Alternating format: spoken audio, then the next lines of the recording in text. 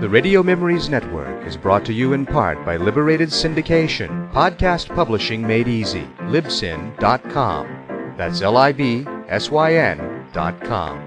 Welcome to the Old Time Radio Network detective stories, continuing America's love affair with private eyes. We now go back to the early days of radio and our imaginations with our feature presentation.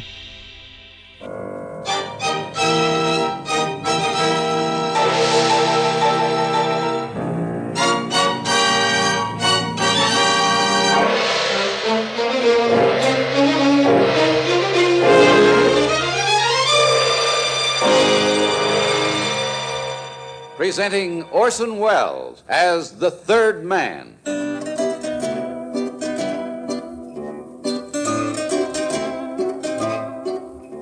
The Lives of Harry Lime.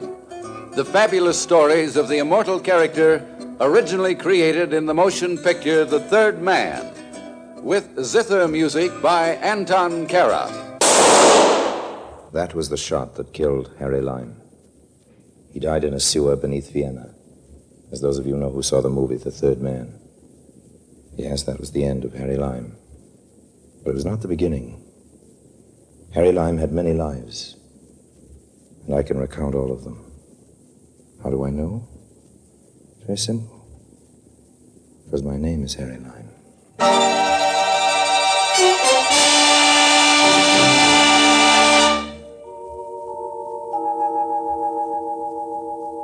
I've known many places and left them, made many friends and lost them, won many fortunes and spent them. My fate seems to be linked to a cosmic yo-yo. This is a story of a low point on one of the yo-yo trips down. This particular low point is known on the map as the island of Haiti. I arrived there as a sort of political refugee, a small revolution I'd been promoting in a nearby banana republic. It fizzled out on me, and the general I'd been backing backed out. I found myself holding the bag. The bag, luckily, just happened to contain a few rolls of the U.S. Treasury's best lettuce.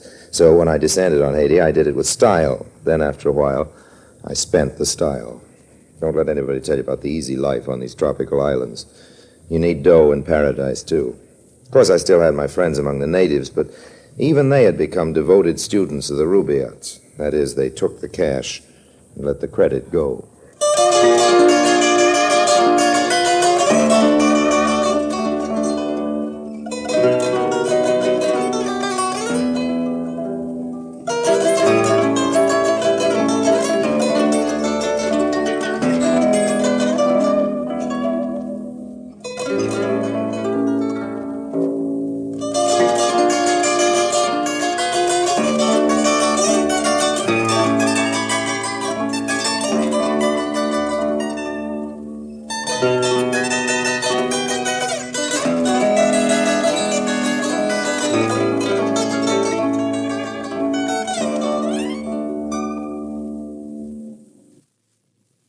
And now, Orson Welles as Harry Lime, the Third Man in Voodoo. I am sorry, Monsieur Harry, no more. Oh, come on now, George. You've got a clean white cuff there, even for a bartender. Monsieur Harry, please understand. My boss, he supply my cuff. I cannot mark it up any further. George, are you trying to tell me that money makes that much difference to you? Do you prefer that sort of customer to me, that ambassador of ill will over there? The Babbitt who comes to Haiti to find somebody new in Toledo? Or do you prefer... Monsieur Harry, I prefer you. Oh, merci, old man. Every native on this island prefers Monsieur Harry. Well, then it's settled, huh? But the boss, he prefers his customer with the money. Oh, I should have known. Somehow, George, it never occurred to me that you'd sell out like the rest, go commercial. But, well, you've been trapped too, George. Cornered, impaled on the almighty dollar sign. No, mon ami. Well, George, it's getting late. Time for me to move on, I guess. That's your greatest fault, Harry Lime. Always moving on. What? And it's always getting so late. Dorna. Hello, Harry, darling. Dorna, you beautiful, wonderful witch. Oh. What are you doing? Let's not be trite, Harry. I could ask you the same question. Okay, then. Whom are you doing here? Harry, darling, 3 years haven't changed you a bit. Well, who is he? That one? No, over there. The seersucker suit. Oh, no, Dorna. Oh, he's really quite charming, Harry. Charming, eh? He's an oaf. I don't like the way he laughs. Oh, you'd adore him, darling. He pinches waitresses, collects souvenirs, collects money, too. Ah, I might have known. He's with you. Well, let's meet him. Now, Harry. After you, mademoiselle. Oh, and, Georges, you might tell your boss that Harry Lime is on the preferred list again.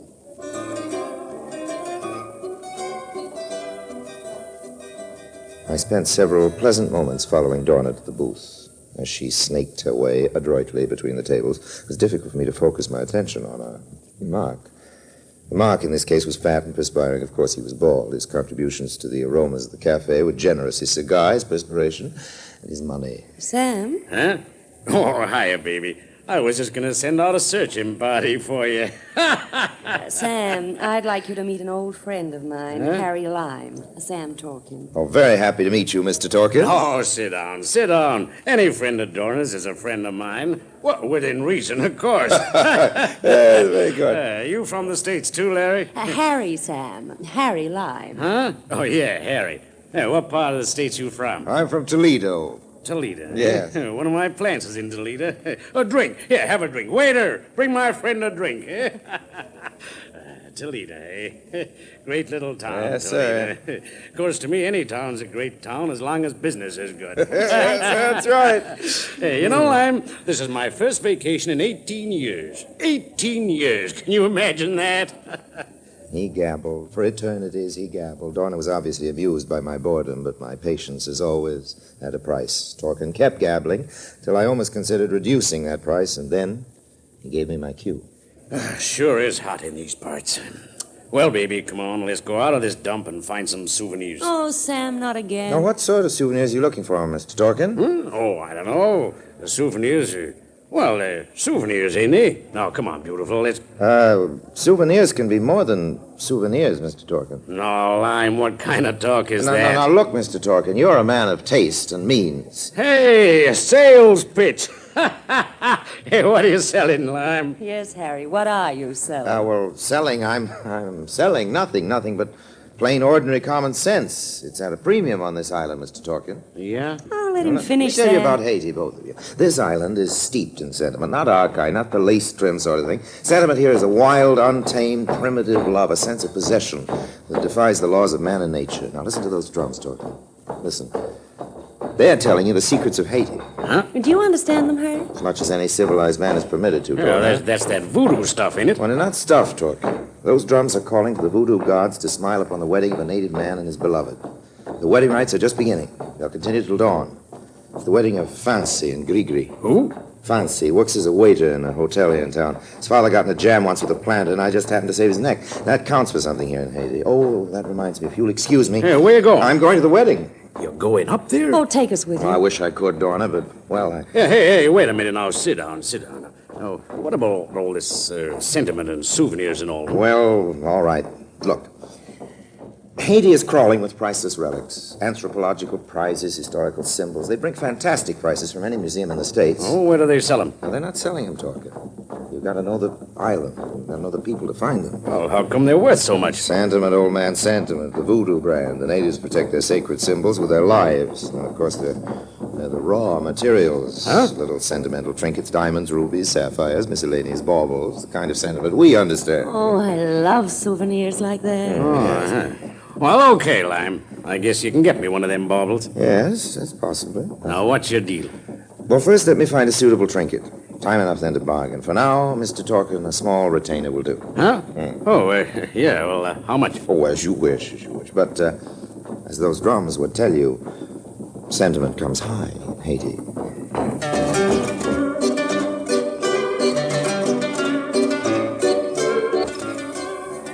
I had a feeling that Dorna would keep Sam Torkin well occupied for the present. The future, of course, I'd handle in my own way. And in the meantime, there's nothing to worry about except keeping a date with two old friends.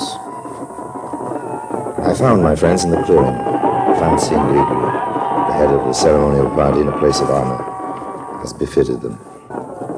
Ah, Monsieur Harry, we don't think you ever come. No, I wouldn't have missed it, Fancy. You and Grigri are my favorite people. Oh, thank you. You are kind. You say that so often, Grigri, I almost believe it.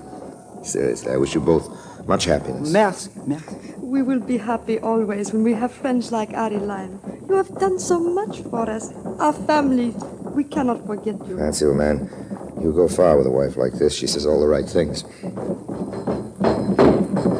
It is the time. Oh, the marriage ceremony? Oh, no, we are married already. It is the moment to pledge ourselves to the authority. Authority? It is a tribal custom. Fancy. Please, Ari, these are tribal secrets. Oh, you don't trust your old friend with secrets? We can trust no one with these secrets.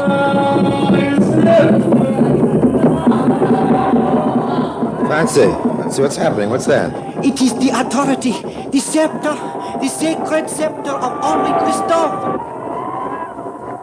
The scepter of Henri Christophe. Well, here was the souvenir for talking.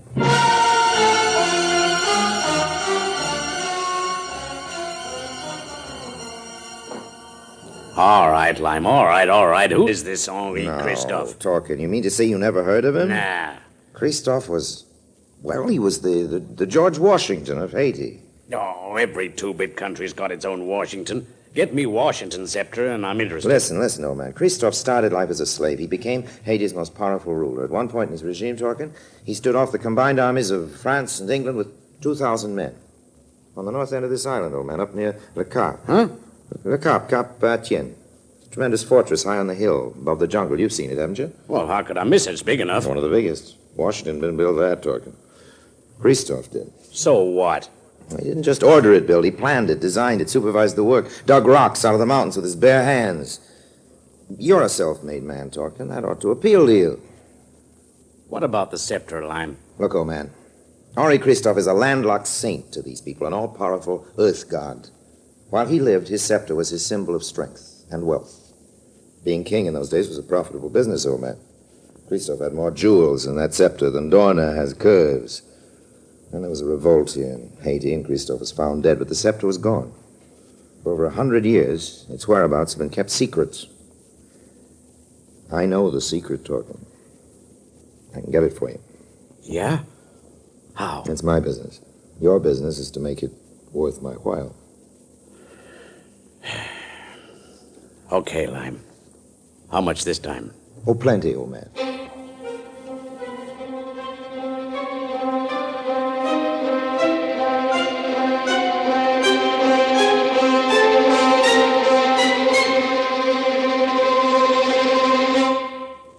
Fancy, where are you? Oh, Gregory. Enter, Ari. Oh, you are welcome in the house of Fancy and Gregory. Ari, my friend Ari, it is Fancy, good. I've been looking for you. I've got to talk to you. Oh, we are always eager to listen. Fancy, it's that scepter of Henri. Oh. What's the matter? Oh, Ari, please, you must not ask. These are secrets of our people. But I've always considered myself one of your people, Gregory. My friend Ari, I have told you too much already. Please do not think any more of the scepter. It is forbidden to speak of it. Forbidden among friends? Ari, with the scepter, it is different. It is the authority. Is it? It is. It is the scepter of Henri Christophe. It is passed down from high priest to high priest. It is never out of their hands. It is the authority.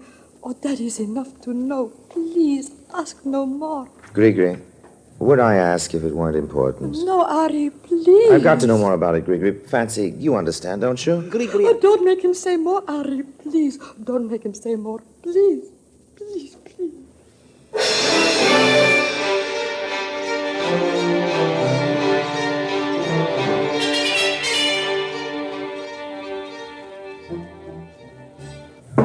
Yeah, come in. Fancy, come in, old man, come in. Ari, you do not mind that I come here? Oh, of course not, anytime. What's the trouble? I do not know. It is not my trouble. Eh? When you are at my house today, I see you have great trouble. I try to tell Gregory, but she do not understand. Trouble, me? No, wait a minute. I am tell her you must have great trouble, or you would not ask for tribal secrets. Well... It is all right, Ari. You are my friend. When you are in trouble, I help you. Oh, well... Oh, good. That's the spirit, old man. You have done much for me and Gregory. This is for you. Oh? It is the scepter of Henri Christophe. It's... Fancy. It is yours. I could do no less. Fancy, it's... Now, It's... you will have no more trouble, Ari. Well, now, wait a minute. Well, what about you? How did you get this thing, anyway? It is no matter. You stole it from the high priest. What if they find out you took it? They won't go to the police. No, They won't put you in jail? no. Well, what will they do? They will not put me in jail. They will not go to the police. The priest will be my judge. Fancy, what will they do? They will punish me. I will die.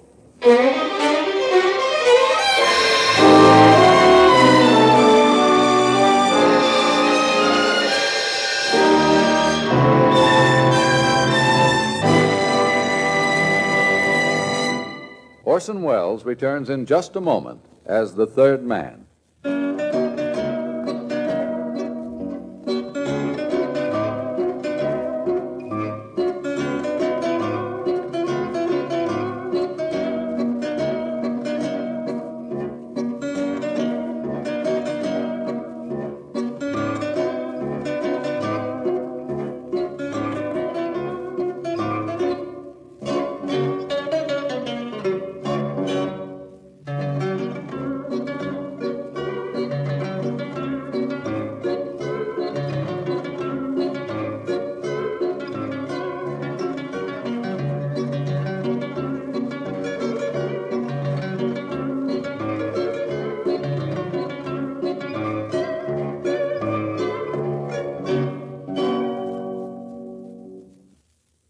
And now Orson Welles, as the third man, continues with Voodoo.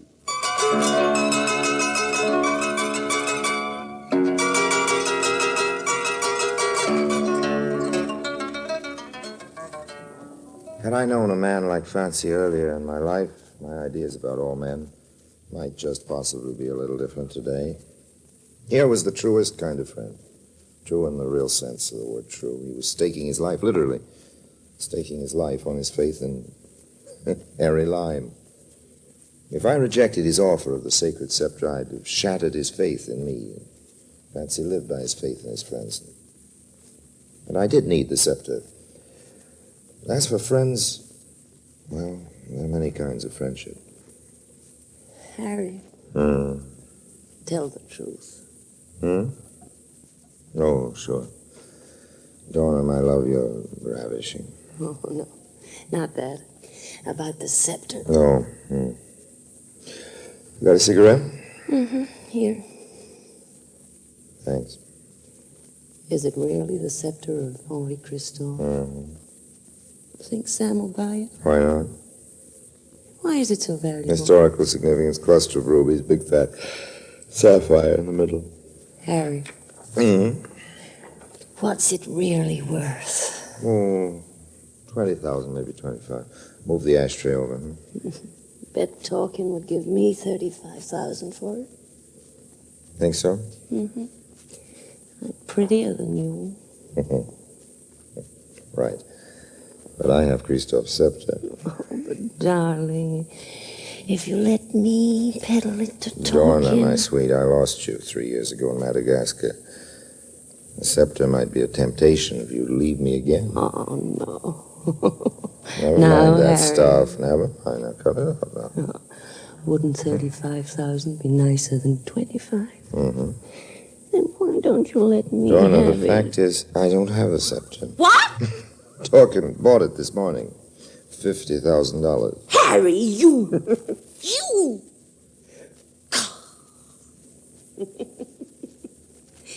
That's why you lost me in Madagascar. Guess I've got to work on talking again. Good old Sam. Yeah, good old Sam.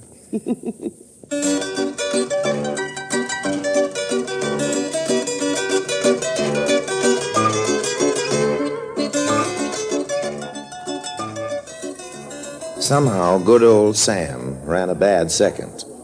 Donna was no fool. She wasn't greedy. I was available, and I had money. Not as much as talking, of course, but enough to keep her satisfied temporarily. We decided on a small celebration, the sort that requires noisy public demonstrations with champagne bottles.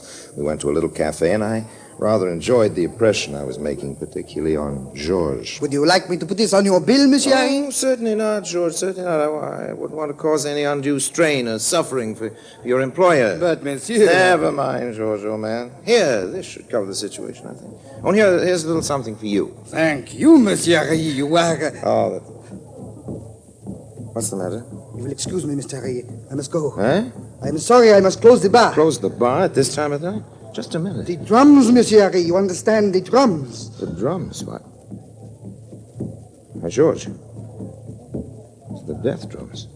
I do not have to tell you, Monsieur Harry. Why? What for? I don't know. You will excuse me. Harry, what is it? I don't know. Those are the death drums.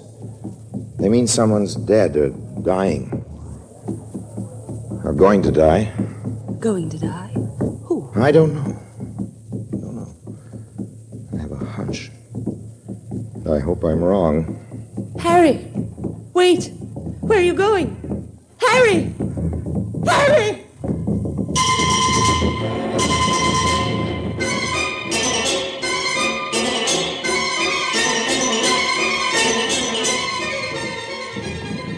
When I got to the ceremonial grounds, I saw a frenzied sight. Hundreds of natives, still dressed in the tattered dungarees of the cane fields, dancing, shrieking, half hypnotized. And the drums. They were the drums of death, all right. No mistaking it. As I crashed through the brush surrounding the clearing, I saw that they'd already taken a life. There was a body, a dead body, strapped to a post in the center of the circle. Sam Torkin. The voodoo priest danced up and back in front of it, waving curses over it and screaming through the slits in a hideous mask. And in his hand, he held the scepter of Henri Christophe. The scepter that had cost Torkin more than he'd bargained for. I'd had enough. I turned to leave. And then at the far end of the clearing, I saw something else. Two more bodies tied together, back to back, hanging by their wrists from a long cross-pole strung between two trees. The two of them together, Fancy and Grigri, ready to be sacrificed. No! No, wait, stop! Stop it, I tell you! Listen, all of you, listen to me! You're making a mistake. You're torturing two innocent people. You can't do it. They have wronged us. It was forbidden. They must be punished. No! They will die. Well, they can't die. You're punishing them for something they didn't do. You think they sold the scepter to this man, but they didn't. I did. I made Fancy tell me about it. I'm the one you want. Listen to me. You've got to believe me. Harry Lime would not cause their death. Harry Lime is their friend. But I tell you, it was my deal. And I'm the guy you want. So untie these ropes. Come on, move, or there'll be a new voodoo priest holding forth at your funeral. It's no use, Harry Lime. If you kill me, others will take the revenge. It's no use to kill these two either. Okay, Grigri, you're loose. Help untie Fancy. That old man will have brought shame to us. Okay, I'll do it myself. Hold still, Fancy. There, you're loose. All right, come on. Come on, I'll get you two out of this, and then we're even. Harry, it is too late. You must go. Nuts, come on, I'll help you. Now run for it. Stay back, you lunatics, or I'll start knocking off voodoos. I warned you now, stay back! That's better. Come on, Fancy. Grigri, get going.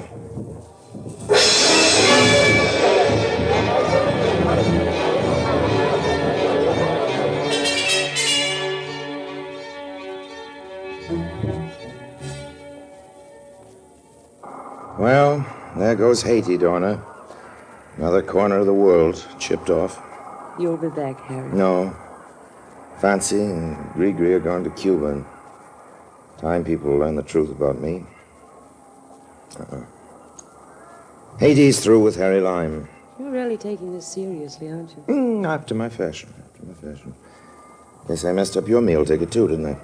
Sam talking? Poor Sam. Don't worry, Harry. You'll take care of me. Until the 50,000 is gone. Well? That's what I thought. Well, let's have a drink.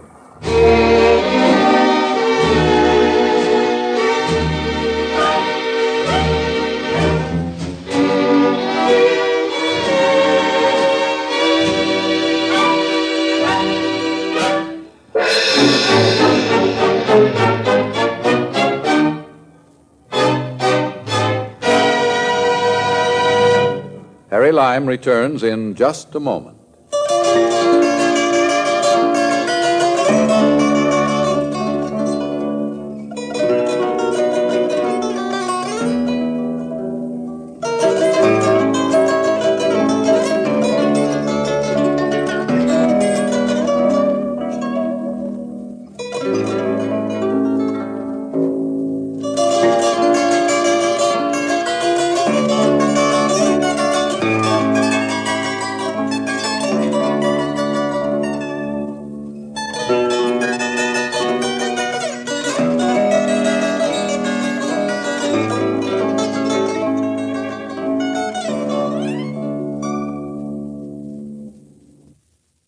And now, Harry Lime.